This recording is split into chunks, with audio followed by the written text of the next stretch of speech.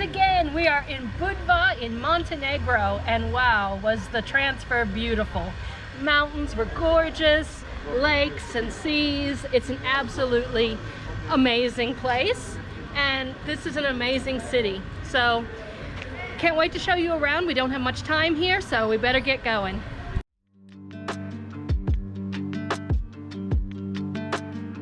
We organised a transfer with the Montenegro hostel to take us from Mostar, Newtown, where the pickup place was, to Budva, across the international border between Bosnia-Herzegovina and Montenegro.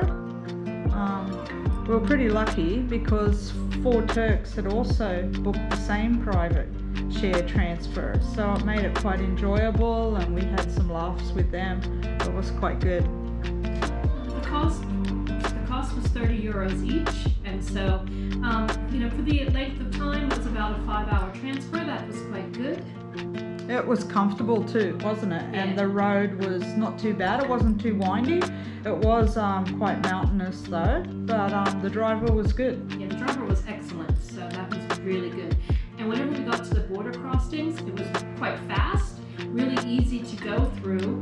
And although Susan had gotten her PCR test, they didn't ask for it at the border. Yeah, they didn't even check it, so we wasted like $30 there.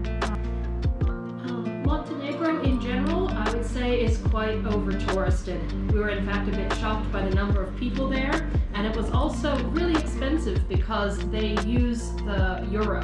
So especially compared to the New Zealand dollar, which is what we've been traveling on, prices were really steep. For example, it was like 4 euros for a bit of lemon in water. Yeah, food and drink were really expensive, so we had 1 slice of pizza and 1 lemon juice with water for the entire time we were there. That's all we had. It was quite expensive.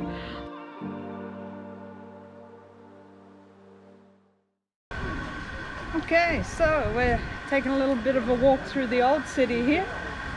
Looks amazing. Our hostel is right in here. Funnily enough, we've got a 6-bed dormitory. Oh my God. And I actually saw 8 beds. So we're an 8-bed dormitory, and we're the only females. We are. And we're probably old enough to be their mothers, possibly their grandmothers.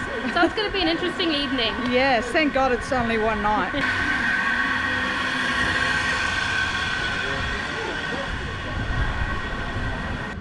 Are we lost already? Could be. We could be.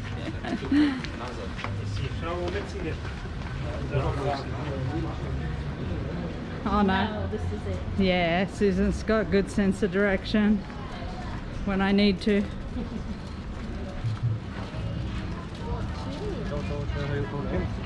Okay, our hostel is just there, opposite that menu sign. We're going to take a walk through the old city.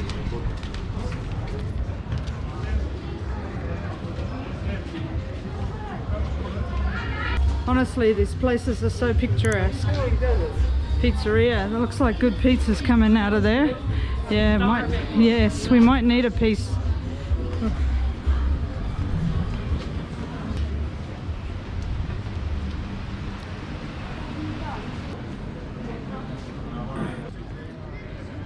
Let's just go down and have a little bo peep at the ocean, the Adriatic Sea, I might add. It's my first time to sight the Adriatic. It's 6 p.m. here at the moment, and it looks stunning. Beautiful afternoon, golden hour light starting to creep in.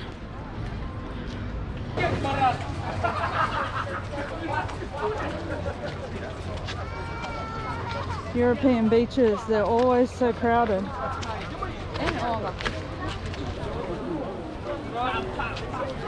Such a shame we only have one night here.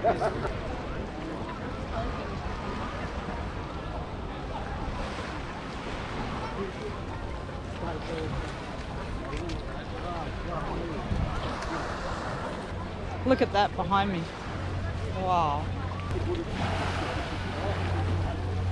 Crystal clear water.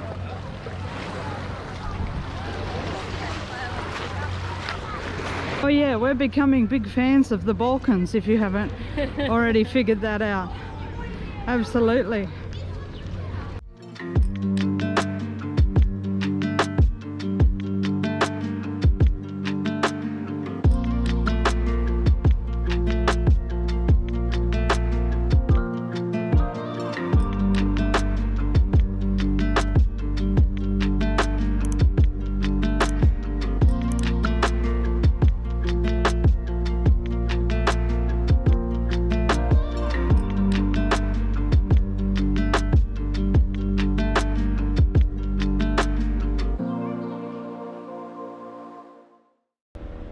Hi guys, just thought we'd drop some travel tips by you for those of you who want to come to the Balkans.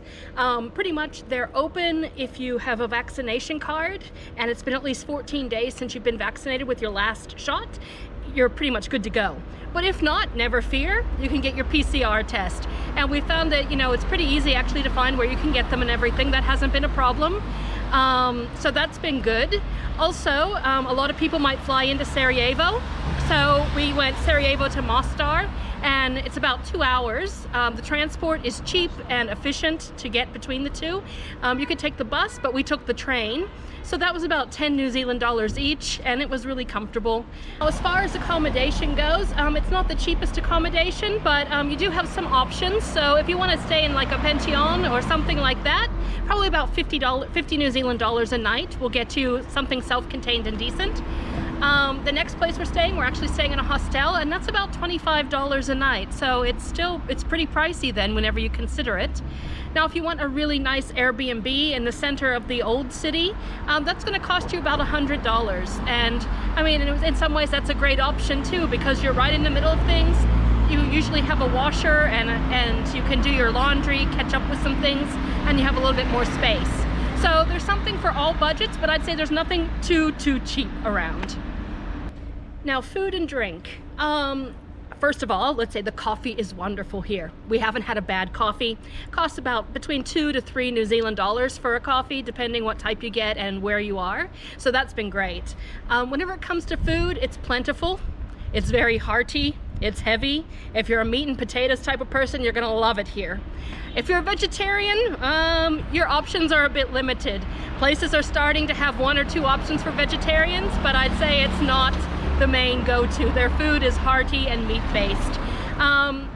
Sometimes breakfast was a bit hard to find, especially because once again they eat the hearty things that they had for dinner also for breakfast. So a lot of times it's a meat and pita-based breakfast, which for us was a little bit too heavy.